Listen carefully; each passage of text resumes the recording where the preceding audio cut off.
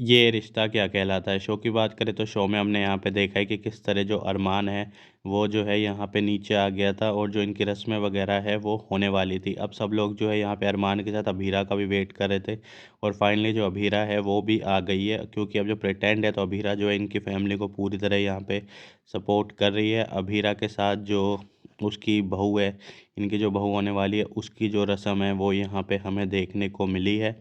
अभीरा जो है पूरा यहाँ पे ट्रेडिशनल में सज के आई है, अरमान भी जो है यहाँ पे सज के आया है और इसी बीच में जो मेहर है वो यहाँ पे फिर से वापस आ गई है। अब यहाँ से देखना पड़ेगा, अभीरा तो जो है प्रिटेंड ही कर रही है लेकिन मन मन में जो है खुश भी है। और अब अरमान ने जो है अभीरा को इस बात के लिए जो है थैंक यू भी बोला है कि तुम फाइनली जो है इतना यहाँ पे किया है तुमने। कमेंट करके बताओ ये रिश्ता क्या कहलाता है। शो का जो आने वाला ट्रैक है आपका जो है उसके बारे में क्या कहना है, आप कितने एक्साइटेड हो। वीडियो पसंद आए तो वीडियो को लाइक करना, शेयर करना और चैनल को सब्सक्राइब करना।